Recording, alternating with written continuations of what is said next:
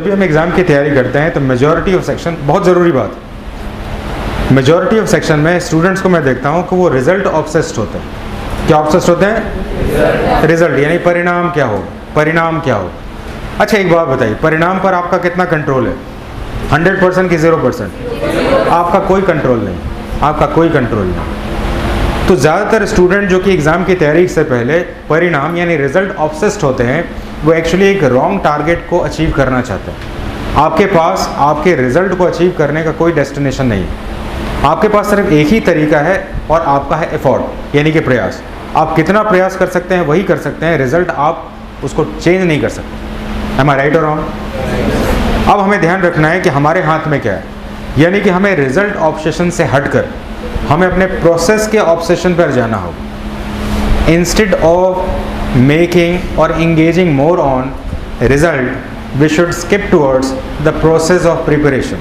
Result को ध्यान में रखकर तैयारी करना और अपने प्रोसेस को ध्यान में रखना दो अलग अलग बातें, क्योंकि आप में से कोई भी ऐसा स्टूडेंट नहीं है जो पास नहीं होना चाहता। लेकिन आप मुझे एक बात खुद सोच के बताइए कि आप जो इस रिजल्ट को सोच के पढ़ाई कर रहे हैं, आप में से कितने लोग नहीं कर रहे हैं? 100% कर रहे हैं, लेकिन पास तो 100% नहीं हो रहे हैं। अब मैं आपको जो समझाना चाहता हूँ उसको समझिए। आपके एग्ज़ाम को पास करने के लिए एक प्रोसेस है, एक प्रोसेस है जिसके बेसिस पर आप अपने एग्ज़ाम को पास कर सकते हैं। ये प्रोसेस जो है, आपके रिटन को कैसे स्किलफुली पास करना है, क्या स्ट्रेटेजी होनी चाहिए, दूसरा आपके अंदर कौन सी क्वालिटी को ग्रूम अप करना है जिससे कि आप फाइनली अपने डेस्टिनेशन तक पहुंच जाए, ये दोनों ही अलग अलग पैरामीटर्स हैं। बहुत सारे विद्यार्थियों को देखता हूं कि when they think about NDA और CDS examination, they actually come in the trap of physical fitness in somehow different modes.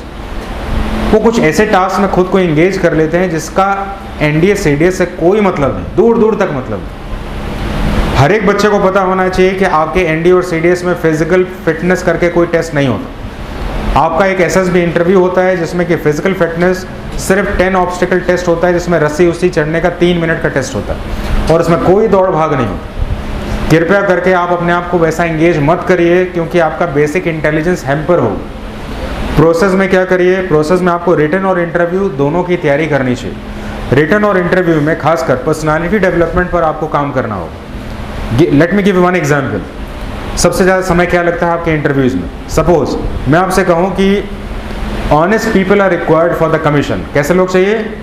Honest मतलब ईमानदार लोग चाहिए इस एग्ज़ाम को पास करने के लिए। तो आपने इस बात को समझ लिया। आप कितने लोग ईमानदार नहीं लिखेंगे? 100% लिखेंगे। तो फिर भी सब पास क्यों नहीं होते? क्योंकि एग्ज़ाम लिखने का नहीं, उनको चाहिए ऑनेस्टी आपके कैरेक्टर में। और यहाँ पर जो जानकारी आपको बता रहे हैं वो आपके कैरेक्टर में दिखना चाहिए, यानी कि you reflect your quality instead of writing the answers. तो आपको इस क्वालिटी को एक्सेप्टेबल बनाने के लिए हम आपके पास कुछ प्रैक्टिस और शेड्यूल बनाते हैं। तो हर एक विद्यार्थी इस बात का ध्यान रखें कि आप अपने आप को शेड्यूल में इंगेज करिए जिसमें कि आपका कैरेक्टर ब्रिंग अप हो।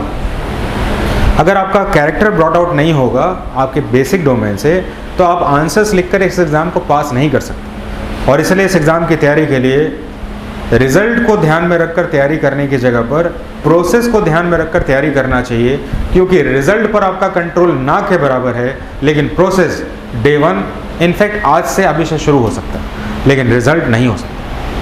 इसलिए हर एक स्टूडेंट को सोचना चाहिए इस एग्ज़ाम की बेसिक एलिजिबिलिटी क्या है, मुझे रिटन पास करना है और मुझे इंटरव्यू में जाना है, और इसलिए मेरे पास पढ़ाई करनी है और मुझे अपनी पर्सनैलिटी डेवलपमेंट करनी है। और पर्सनैलिटी डेवलपमेंट का मतलब फिजिकल फिटनेस नहीं है, मुझे कोई दौड़ भाग नहीं लगाना है, हाई जंप लॉन्ग जंप नहीं करना है। मुझे क्या करना है, एक बेसिक लेवल की फिटनेस चाहिए। मेरे पास जितने भी लड़के पास होते हैं एसएसबी में, मैं आपको बताऊं, उनके पास कोई फिटनेस का कोई रिकॉर्ड नहीं होता। क्या होता है इसमें? क्रिकेट अच्छा खेलते हैं बस। सर स्कूल में मेरा मार्क्स बहुत अच्छा है, जेई का मैं प्रिपरेशन करता था, I don't have any experience of physical fitness. वो लड़के पास हो। और फिजिकल फिटनेस करने वाले लड़के क्या करते हैं? रिटन भी पास नहीं करते, दिमाग वहीं पर चला। So my request is, please do not engage yourself only in the physical fitness, rather you should focus on तो personality development, क्योंकि personality development आपके इंटरव्यू का पार्ट होता है। फिजिकल फिटनेस सिपाही के इंटरव्यू का पार्ट होता है, सिपाही के ट्रेड का होता है। और फिजिकल फिटनेस आपके वर्ड एग्जाम में वर्ड यूज़ नहीं होता।